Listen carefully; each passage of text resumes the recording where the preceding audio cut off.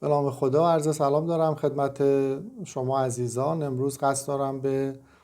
بررسی شکلی مذاکرات میان ایران و آمریکا بپردازم و میدونید یک سوالی که الان خیلی مطرح هست و به جا هم هست اینه که چرا با اینکه ایران اعلام کرده که ما با آمریکا مذاکره نخواهیم کرد، امروز در حال مذاکره کردن با آمریکا هستیم. چند تا علت داره. یکی از علت‌ها این هستش که خب میدونید که اولا که آمریکا به ایران نامه نوشت و درخواست مذاکره کرد. یکی از علل در واقع این هست که خب درخواست مستقیم آمریکا بود برای مذاکره کردن، ولی مسئله اینجاست که نوع درخواستی که آمریکا داشت این بود که یا با ما شما مذاکره و توافق میکنید یا اینکه بمبارانتون میکنید. وقتی یک چنین جوی ایجاد میشه، در واقع افکار عمومی انتظار اینو داره که یک دفع شری انجام بشه و خب این یکی از عللی بود که ایران پذیرفت که با آمریکا مذاکراتی داشته باشه، البته مذاکرات غیر مستقیم که راجعش صحبت میکنم. مورد بعدی این بود که ایران 3 تا شرط رو با آمریکا تحمیل کرد. یکی این که ما مذاکراتمون با شما حتما باید مذاکرات غیر مستقیم باشه، ما شما رو شایسته مذاکره مستقیم نمیدونیم، و دوم این که حتما مذاکرات ما باید صرفاً در مورد هسته‌ای باشه و نهایتاً این که این مذاکرات هم در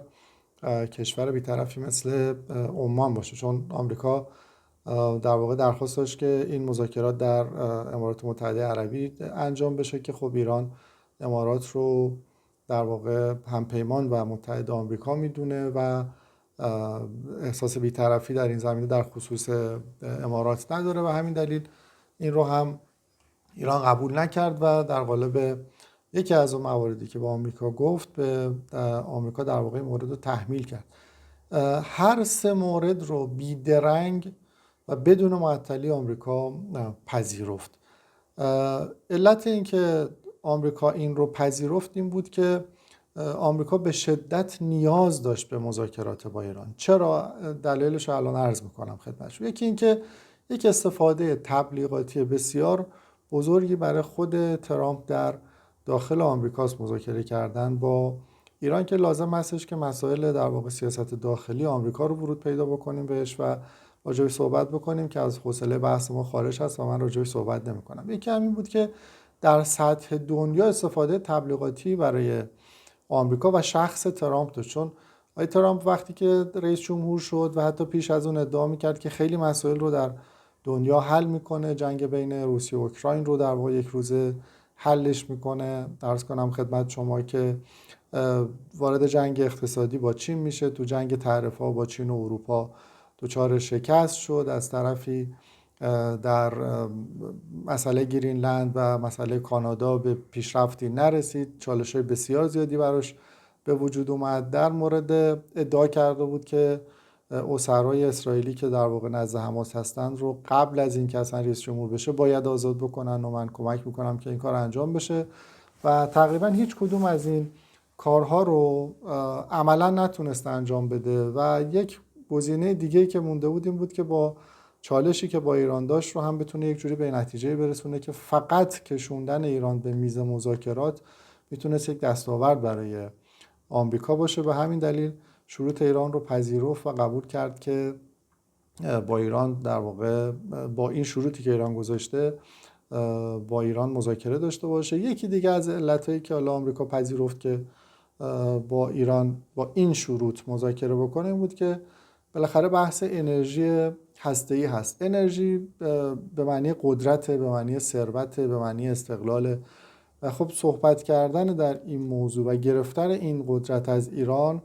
میتونه منافعی رو برای آمریکا داشته باشه. به نظر من آخرین چیزی که محتمل هست که آمریکا بخواد ازش نگرانی داشته باشه اینه که بخواد ایران بمب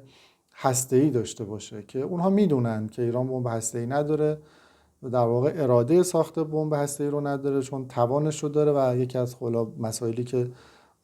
واقعا نگرانش هستن، ولی من عرض کردم این آخرین چیزی که ممکن نگرانش باشن اینه که خب ایران بخواد بره به سمت تولید سلاح هسته‌ای، ولی با توجه به نظارت‌هایی که در مورد فعالیت‌های هسته‌ای ایران وجود داره خیلی این احتمال کمه که اونا بخوان ترسی از این مورد داشته باشن، ولی به عنوان اولین چیزی که دارن مطرح میکنن این هست که ما با ایران مذاکره میکنیم، ما نخواهیم گذاشت ایران بمب هسته‌ای داشته باشه، ایران نباید به هیچ عنوان بمب اتمی داشته باشه و شعارهایی که در این